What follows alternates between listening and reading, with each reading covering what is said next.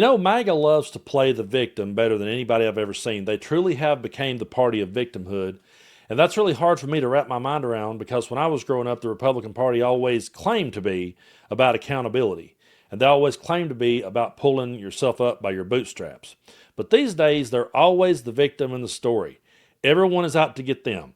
And one of their favorite things they love to say, and they said it about Charlie Kirk, they said it about anybody that speaks out like they do, they say, well, you took us out of context. That's what it was. You all just took us out of context. If you'd have went and listened to the whole show, you would realize that I did not say that. I do understand that people can take things out of context, and I do understand that you can weave clips together to make it sound as though someone said something. I do understand also when someone's like making a documentary. I've seen so many people talk about how that a documentary was made, and they're being interviewed for the documentary, and then they will say something, someone else will say something, they will take two different times, two different places, morph them together, and it makes it look like those two people are arguing. I will give you that happens all the time. But when it comes to Nick Fuentes, if you go dig into his clips and you try to add the context to it, they never get better. they never get better. And the stuff that he spews out into the world just gets worse the deeper he dives into it. And so in this next couple of clips, I'm going to show you clip A, which is him saying that, hey, they're taking me out of context. They just pick out a few clips. And then we're going to go right back to the basics of him spreading his hateful bullshit. But here he is. He's explaining how that everyone is just out to get poor Nick. From a very early age, I was not really controversial when I got started. I didn't really say anything that was that out there, but I was saying that Israel's not our ally. So they put somebody on me. In this case, it was Jared Holt at Right Wing Watch. Right Wing Watch is a subsidiary of People for the American Way, which is a Soros-funded nonprofit. So this guy would watch my show every night. He was paid to do this. It's his job. And he was paid to look for every time I said anything controversial, anything that sounded controversial, any joke that sounded offensive. And his job was then to clip what sounded bad, post it on Twitter, and say that represented that I'm a white nationalist, I'm an extremist, Christian fanatic. And this has taken place over the course of 10 years. Ever since I was 18 years old, this is what I have been subjected to. And after 10 years, you get a profile as all your worst clips, all the things that could sound bad. All those things have been compiled over your entire career, and then they make you out to be a fanatic, a nut job, a hateful person. And so that's how I got the reputation as a white nationalist, all the above. No, you got that reputation over the things that you said, and just because someone whittled out clips of what you were saying and put them out there, if you go listen to the entire show that he does, they never get better when you put it into the whole context. He's playing the victim here, and he's trying to spin it that he's just, someone's just out to get him. Soros is out to get him. But I want to point this out. I will admit that over the years, I've changed my opinions on certain things. There's certain things that I used to say that I won't say anymore. And I've even brought them across here on the channel. I've talked about it. One thing I used to say years ago, I was guilty of saying this. I was guilty of believing it. I used to say that the kids will save us. The kids will grow up. The kids will see through it. When this new generation gets able to vote, they will run to the polls and they will vote against this. And then I realized that assholes raise kids too. I realized that just because, you go back and watch all the old footage from back in the 60s, all the footage of the black people being sprayed with water hoses and being squirted with ketchup and mustard at the lunch counter. I used to see those kind of images and I'd say, well, where did those people go? Well, those people raised kids. Those hateful people raised kids. They raised Charlie Kirks. They raised Nick Fuentes. That's exactly where they went. So I stopped saying here on the channel that the kids were going to save us. Now, you could probably go find a video where I said, hey, listen, folks, one of these days the kids are going to grow up and they're going to vote against this bullshit. You might could find that, and then you might be able to find me saying that I don't agree with that anymore, and you may be able to put those back to back and go, Brando's a hypocrite. But what I would say is that I grew in my position, and over time, I changed my mind. You could find plenty of instances where I changed my mind something that I believed years ago. And once I was able to have, better knowledge and a better understanding of it, then I was able to have a completely different opinion about it. So you could do that. You could go back. I made videos back in 21 or 2020. There was a video or two I did where I defended Joe Rogan, where I said that I thought the media was full of shit with a lot of things they were saying about him. I went to bat for him then. And then I realized as time went on that he was indefensible. I realized that I was completely wrong on that one and said so. I was like, hey, I can't defend this guy anymore. I thought that was wrong, but I can't defend this over here. So you could always find clips of me disagreeing with my old self. But what you won't find is me thinking that Adolf Hitler was a good guy. What you won't find is me saying all these racist, anti-Semitic shit that he just says out loud with no filter, and then when he gets clipped and called out on it, then, it's all part of a campaign to smear me.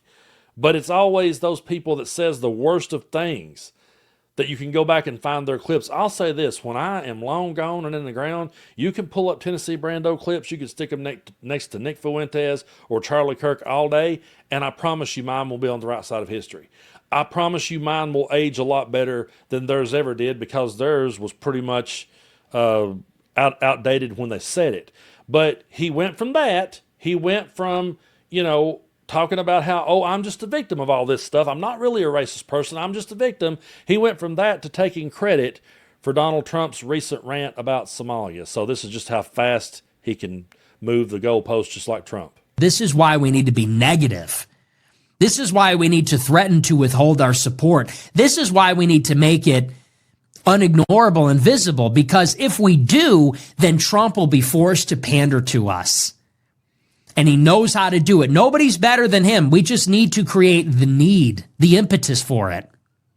And now that has happened, like clockwork, what does Trump do? He dusts off the old playbook and we get Trump 2016 all over again. You're welcome. I'll never get any credit for it, but you are welcome for giving you Trump 2016 back. How do you get the politicians to do what you want them to do? Threaten to withhold support. Critique them, attack them, do it from the right. It doesn't matter if you do it from the left. The left is already the enemy. Do it from inside. Do it from within the right wing. That's what they're worried about. And that's the model. Look at how we got Trump to cave in such a short amount of time. And look at how beautifully he delivered. Look at how beautifully he understood the assignment completely. He comes out and says, all these brown people do is bitch in their hijabs and they're ungrateful and they stink and we don't want them here. I mean, it couldn't be better if you dreamed it up. This is out of the wildest imagination of the most obsequious plan truster. And it was delivered to us on a silver platter because we threatened to withhold our support, because we said we don't like Trump anymore. And now this is what we get. It's a desperate bid to get our support back. And he knows what to do. He always has. We just need to give him a reason to play that out. He is talking so down about Donald Trump that while I was sitting there watching it, I was thinking about how Don Jr. was going to bat for him and refusing to call him out or refusing to condemn the things that he said. If someone was sitting there talking about my dad that way, that my dad was just the easiest guy to manipulate, and hey, if we want him to get back to his racism, all we got to do is pull back support and he'll go out there and he'll say things against brown people, and you couldn't have dreamed it up any better, that was beautiful. So the guy that said, they took clips, Soros paid them to take clips, I know it's not how he talks, but Soros paid them to take clips of me and make me out to be a bad guy, then turns right around and takes credit for racism. But don't worry, folks, don't worry. Old Steven Crowder came in on this one. Steven Crowder cleared the air. He just asked him to his face if he was any of these things, and they cleared it up real quick. Watch. I think there's some misconceptions of you. I've heard this said. Can you clear the air? Nick Fuentes, do you hate all Jews, sir? No, I don't. Okay. Do you consider yourself an anti-Semite, a noted anti-Semite? No. Okay. Clears that up. Do you believe that white people are superior to all other races on the planet? No. Okay. Do you want to eradicate all non-whites from the United States? No. Okay. Well, Barry Weiss will be very happy to hear that. No doubt she's watching. So yeah, that clears it up, folks. All's good. He just asked him. He just asked him, cleared it right up for you. I mean, that's just like going in there and being like, hey, Charlie, was the Beatles singing to you? Was Helter Skelter real? Nah, man, Sadie made all that up. There wasn't no truth to that. Oh, that clears it up, everybody. Go back to bed. That's just how ridiculous these people are.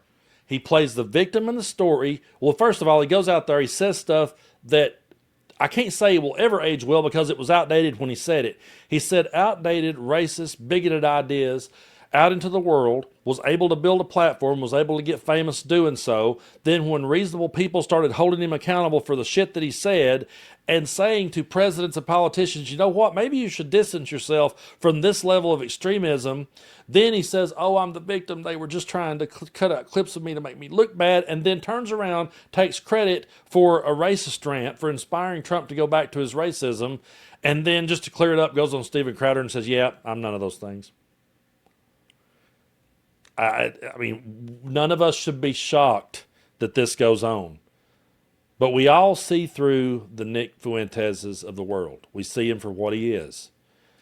And he's here to agitate, he's here to divide, and he's here to feed that MAGA base. And yeah, Donald Trump is easily manipulated. He can be manipulated by a guy like that. Think about that the next time that, you're sitting there arguing with someone who is triple trumped. Just remember that dude, Nick Fuentes, could manipulate Trump. If he can manipulate Trump, Trump can definitely manipulate the people you're arguing with, and he has. And he will continue to do so. And he will use that kid whenever he gets a chance. And I know some people gets on to him and says, Brando, don't call them kids, they're grown men.